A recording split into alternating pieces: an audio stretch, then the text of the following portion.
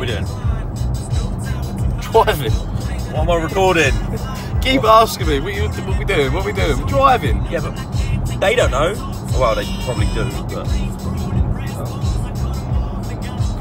We could do a review, couldn't we? A car review. Yeah. People keep asking for them. They love the Maserati one. What's your opinion? Love the GTR one. Well, we're on our way to Junction 17, a prestige car dealership that we're building a great relationship with at the minute. I paid for the R8 a couple of days ago, and it needed a service and some new rear tyres. So they've very kindly done that for me, and they've given me a Range Rover Sport Autobiography 5 litre supercharged V8. V8. Yep. Whilst they've got the R8, which I've sort of fell in love with. How could you not?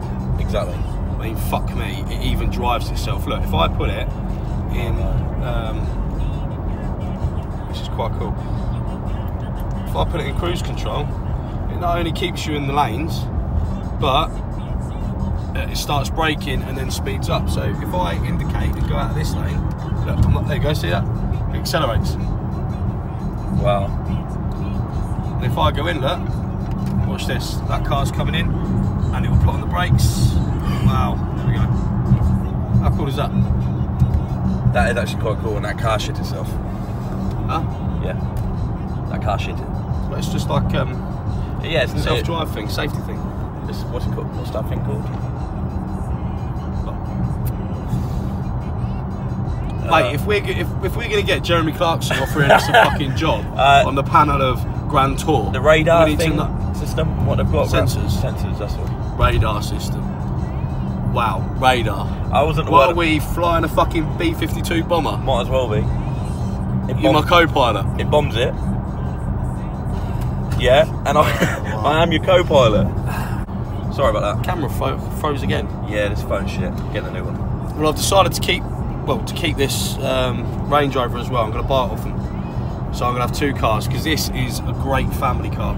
Let's be honest, the R8 is a bit of an ego boost, and just like some of the haters have rightly pointed out, oh, Lambo. Me and my mates were saying, with all the steroids you've taken over the years, your cock must be like really small. That don't make sense though. See how I didn't take both hands off the steering wheel? Yep. And how did they know? I mean, they must be in my house. They must like spy me when I come out of the shower. Where's the logic behind it shrinking? I'm not going to argue with them, which is why I bought a cock extension, which is my R8. Which, to be fair, I think it's a fucking good cock extension. That is a good cock extension. That is a good cock extension. 100%. So, but it's no good for taking the kids around. Mainly, for a small little issue, it's only got 2 seats. Ah. So, and you're not a man to overload. Archie and Aaliyah, we're going to have to fight over the seat. So, that's where this comes from. With this one, mate, they've got TVs in the headrests. They can fucking watch their iPad. Got 2 cup holders. Oh, mental hamster shaker. Ah, yeah. Little design fault. Now, in the GTR, you could fit your mental hamster flask in the cup holder. Do you remember? Yeah. Range Rover. No. Ah. But just chuck it in the back. But you can comfortably fit a bottle of water. Or a bottle of beer. Don't drink and drive, kids. Sorry. Yeah, don't drink and drive.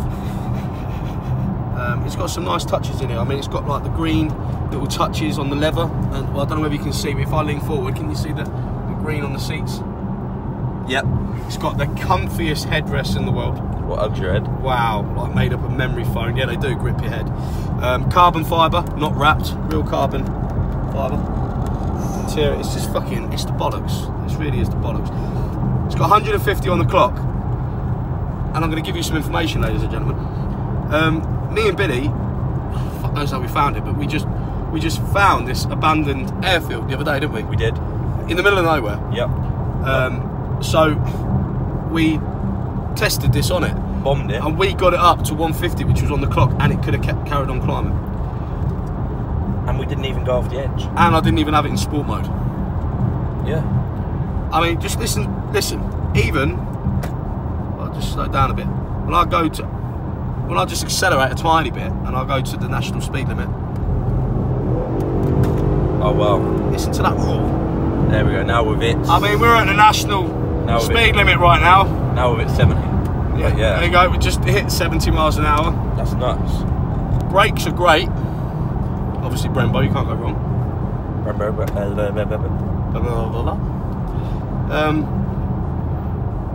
There is one fault. If I go around a corner too suddenly, yep, that comes open. So every now and then, I get a light in the eye. But if you're looking good, it's a compliment. Let's see. So I'm going to need to. I'm going to do that. Super glue. Super glue. Super glue. Panoramic roof. You can't really see that at the minute. Oh, there we go. What is that?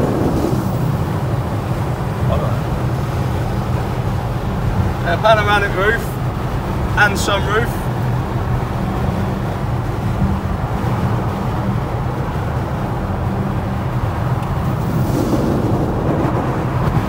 Just showing how that works there.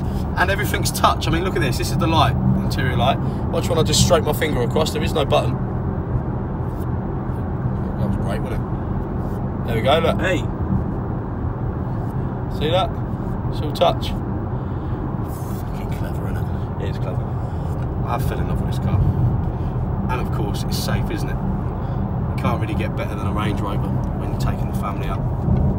Exactly. But I would like to point out the X5 is an incredible car, isn't it? Can't fault the X5. When we had that bad snow last year, remember when it was fucking... Mind upon you, plowing through it. That X5, I had to get back from Kent and people were just abandoning their cars on the side of the road. And that got me back. It took me about 6 hours. But it got you back. Got me back. BMW X5 never let me down, but it is time for a change. So we're on our way to Junction 17 and pick up the R8 and finalise the deal for this bad boy. Boom. That was quite a good review. I reckon, you know, I've sort of redeemed myself with Jeremy Clarkson. Jeremy Clarkson, listen, you must have seen my video on the Maserati where I found the buttons that you even said you didn't even know what were for. Because I watched your little tutorial on it before I went and got it. You must fucking... He's got to watch it. I mean, he's controversial, right? Yeah. I'm a massive fan of his. He don't give a shit. Imagine us two on the same show together. We would fucking be brilliant. Exactly. The Lambo and Clarkson show. I mean, granted, I'm not as good as driver as him. Would you race him though? No, but I would race James May and Richard Hammond. James May is just like a fucking snail, isn't he? And Richard Hammond, well, he's just guaranteed to crash. Yeah, just crash the car. he can only go in fucking straight lines. He can't go around corners. But no, Jeremy Clarkson, he's the man. Mate, he's fucking highly misjudged, isn't he? He just looks like a granddad now, doesn't he? But he could fucking rag a Ford Escort XR3i better than the fucking best of them. 100%. Mate, you can't fault his driving. I know, he's a fucking legend. I wonder if he gets bored of cars because he's surrounded by them. I don't know, you know, because I started to with bodybuilding. I reckon you would. I suppose cars and that mean sort of nothing to him now. He sort of likes his. I suppose when you look at people like that, like him, Richard Hammond, and James May, that's why they like their classic cars, don't they?